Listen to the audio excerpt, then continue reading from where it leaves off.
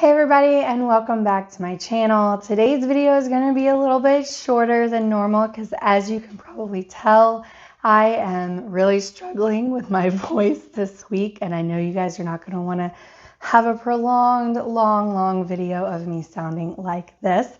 So I am going to go over how my first week on the 10 milligram of Zepbound went for me and my journey, as well as the weight that I lost during that first week. I'll give you an update on why I sound like this. And we're also going to hit some of the new key points in GLP1s in the news, including the first death in the UK today. So let's go ahead and get started.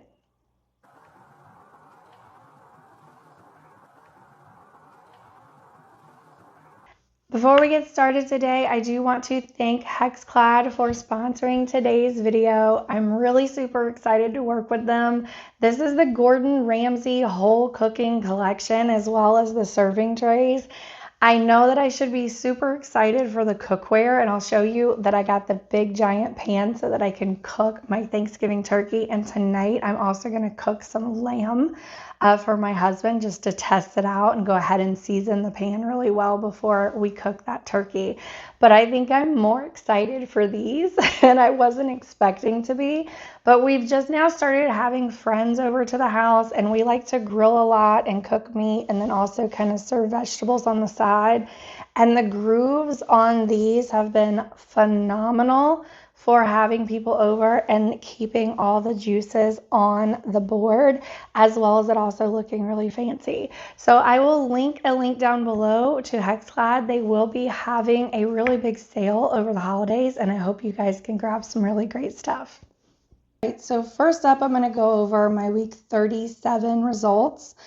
This was my very first week on the 10 milligram of Zepbound, and I'm going to be very honest with you all, it kicked my butt, okay?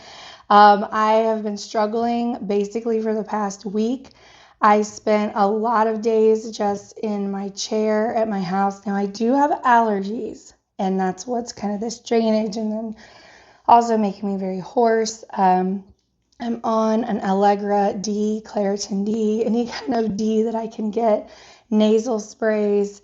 I've also been taking like some things that my random UPS man told me to try, just to try to clear things out. And this is really the first day, and this is why I'm recording today, that I feel like I can sit up and actually function. I did have to call into the Weight Watchers clinic and ask them to send me in some Zofran, so some nausea medicine. I was having a very hard time even standing up without feeling nauseated or like I was getting ready to get sick and having to run to the restroom, much less even able to eat anything. The only thing I could get down was cold water. Occasionally I could get some warm tea to try to settle my stomach, either the chamomile, ginger tea. I also tried just some peppermint, like stomach type tea. I didn't really get down much food. I attempted to drink a protein shake, and I got about a fourth of the way into it, and I just felt so nauseated that I could not finish it. I was eating very small, like handfuls of berries or a banana, basically the entire week. And so I'm sure that this is not going to be a shock to anyone, because I was not really eating the entire week until I got the Zofran. And even after the Zofran, I had to take it for 3 days before I felt like I could eat. So I am actually down 6.6 pounds right now in 1 week on the 10 milligram. I have discussed with my Weight Watchers clinic doctor, as well as my local physician, how I've been feeling on the 10 milligram. Basically, I did note that each time that I change a dosage, I will feel slightly nauseated, possibly in between. I think it's like the day after, like 48 hours after I take the injection. However, it typically goes away. I can drink some water and I'm fine. And this was something that just kind of stuck around and stayed. And so I am going to be going this next week to my internal medicine doctor to run blood work just to kind of make sure everything looks good, everything looks okay. And I will upload that to my Weight Watchers Clinic doctor as well so that she can just look at everything and make sure everything looks okay. That is definitely something that I recommend for everyone to do. Now, this is my typical just kind of check-in with my normal internal medicine doctor. But because I'm on these medicines, and I know because she doesn't want me on these medicines, that she's going to be checking anything and everything while I'm there. So I'll get additional blood work while I'm there.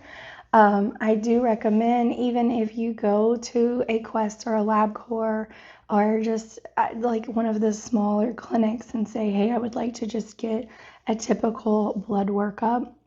I do recommend that even if you're just paying it out of pocket, especially if you're having side effects in between doses.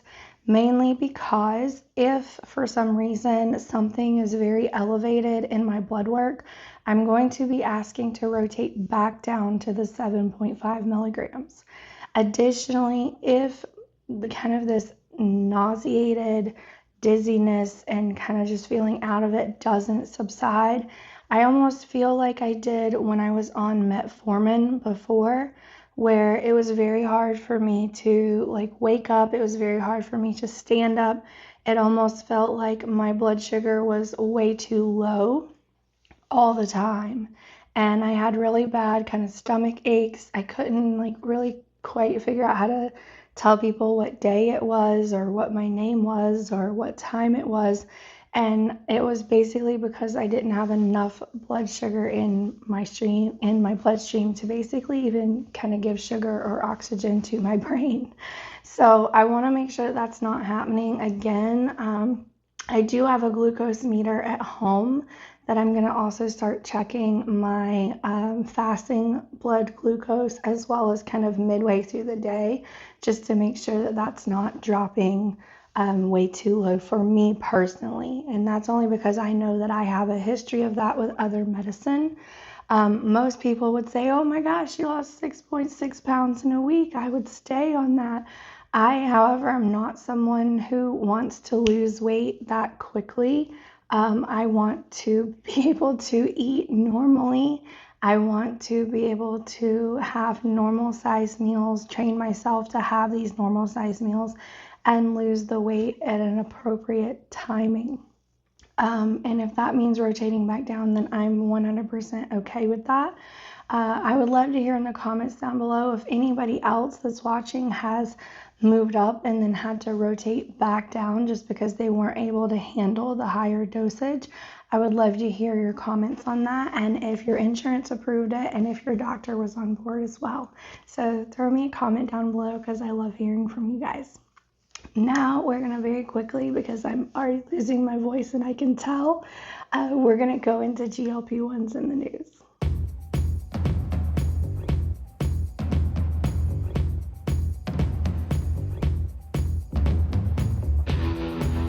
So by now I'm sure that most people have seen in the news that the UK has had their first death from Mounjaro, an Eli Lilly medicine for diabetes that is being provided by their NHS, so their government system, to diabetic patients.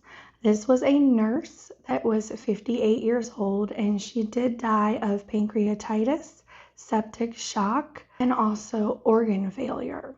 So this was after her second dose of one of the lower doses on Mounjaro. And so I think this just is kind of a reminder to everyone that it is very important to make sure that you're paying attention to how you are physically reacting to these medicines. If, for instance, she was having a lot of side effects after her first injection, she likely should have stopped the medicine right then and not continued on. I know that my mother has a friend that was hospitalized for multiple weeks that was also on Mounjaro. And she really just wanted to lose weight so desperately that she was fine dealing with like stomach aches and stomach pain. And you need to really report things out like that to your doctor as much as possible and make sure that someone is following you, because this can lead to, just like this nurse, organ failure, death, sepsis, it can lead to pancreatitis. You can have multiple different organ failures, and it's very serious. Another thing that Novo Nordisk has reported out this week is that they have been made aware of 10 deaths that have occurred in the United States from a compounded version of a semaglutide. They know of at least 100 hospitalizations along with those 10 deaths as well with their compounded medicine. This information is what they are also backing with their submission to the FDA as far as no longer allowing the compounded version to be produced. This is something we went over in previous weeks as well. My personal opinion on this is that regardless if you're taking the compounded version or the brand name version, you need to really be documenting how you're feeling and the different side effects you're having. And you need to have a doctor who is closely following you. And that's probably one of my bigger pet peeves over a lot of these platforms that are just sending out compounded medicine to anyone who signs up, is they're not having blood work done, they're not having regular checkups, and they're also not documenting any type of side effects. For me personally, I have a whole side effects section in the Weight Watchers Clinic where I document any and all side effects. I can also immediately alert my care team and my clinician so that they're looking at it right then. And they've actually been really great lately as far as responding within about 30 minutes. So I've been very impressed with that from them just recently. In the UK, along with this death, they also recently reported, since they said May, so from January to May is the data that they have, that there are over 200 hospitalizations with Mounjaro in the UK, with 31 of those being very serious. So this is a very hard topic to cover with many people because everyone feels like this will never happen to me, this could never happen to me. And the facts are that it definitely could. You don't know what level or what dose it could happen to you. As I've said, this medicine is very individualized and it's going to behave differently with each individual that's using it. And it's also going to behave differently based on a lot of different factors. I mean, are you taking it per manufacturer's instructions? Are you letting it sit out? Are you taking a compounded version that might not be the exact same amino acid chain? Are you taking it with some type of other additives? Has it been sitting at your house for more than the FDA approved 45 days before you are injecting the compounded version? There's a lot of different factors that play into effect as to how different drugs can react within your body, that I would love to see kind of some further studies as to why they feel people are developing the pancreatitis with this.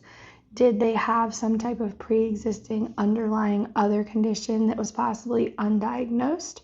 Or is it fully caused from just this drug? I think all of that is yet to come in data that we'll see in the future. Additionally, a new FDA warning label that's going to be placed on all GLP1 medicines.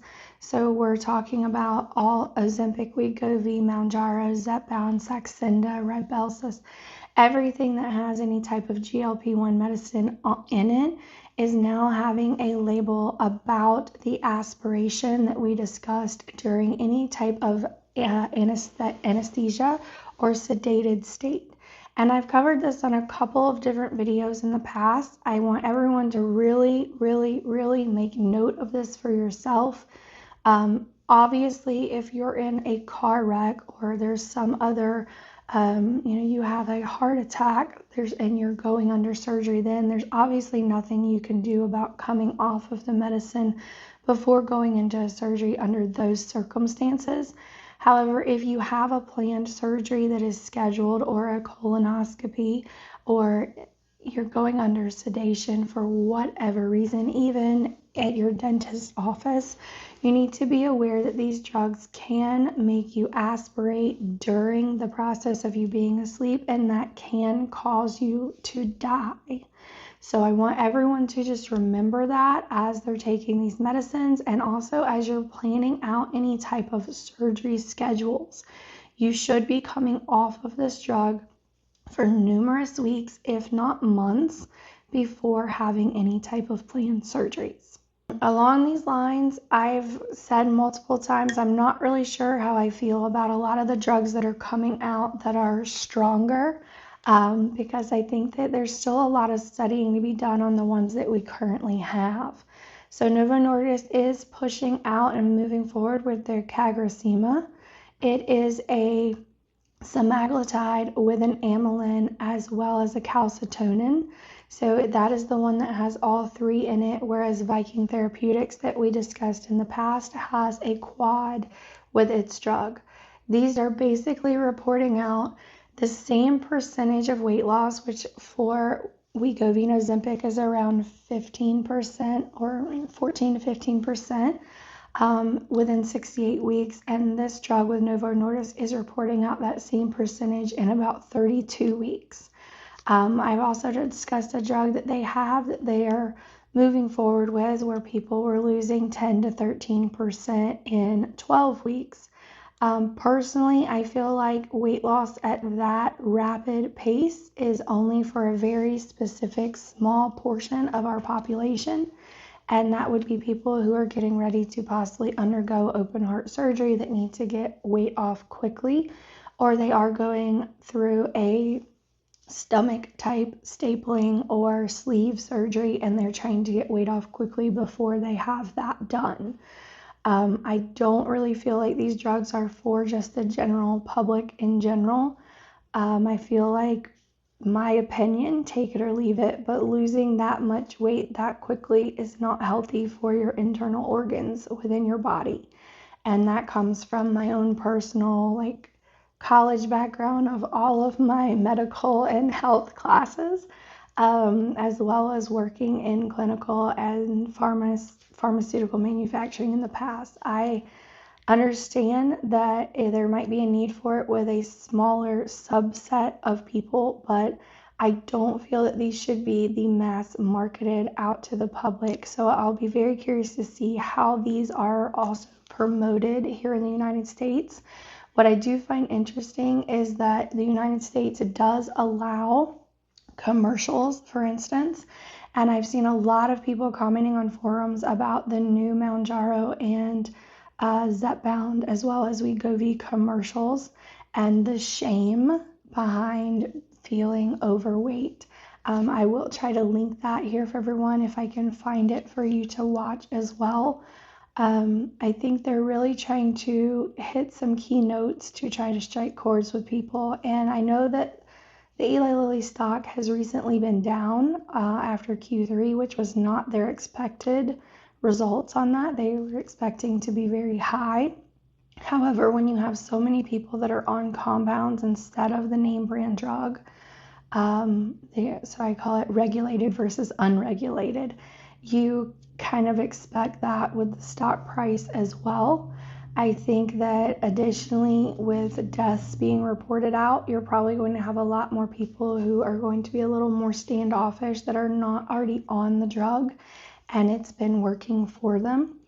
You're also going to have a lot more doctors who are a little more standoffish as well, with additional deaths being reported out in the news like this. So I just want everyone to be aware that if you do try to go to a new physician to get a new PA approved, they might have a little bit different stance on these drugs moving forward than they previously had. So I'm going to end today. I want to thank Hexclad again for their cooperation with me and collaboration over on Like to Know It. I will link that here as well as down in the comments below for everyone and pin it so that you can get to it quickly. These are the most amazing cookware. It heats throughout the entire pan equally, And I mean, I can cook a giant lasagna in this thing and it's going to cook perfectly. I have never had what I call fancy pans before. And so I'm really super excited for these, especially to have them during the holidays, because then I can make all my family jealous, right? So I'm really excited to have these, and I want to thank them again for their LTK collaboration with me. As always, you can find me on Instagram at KetosisMom and at Living Large and Lily. You can find me on Like to Know It. I'll be on there the entire holiday season, posting all of my favorites and my reviews of products, of course, at Living Large and Lily. And you can also find me on Amazon if you like to shop over there at amazon.com/shop/KetosisMom. I will give you guys an update of my week 2 of my 10 milligram next week. That would be my week 39, and I will probably be able to tell you guys if I'm going to stay on it or not by then. I will see you guys next week, and thank you so much for supporting my channel. Bye, y'all.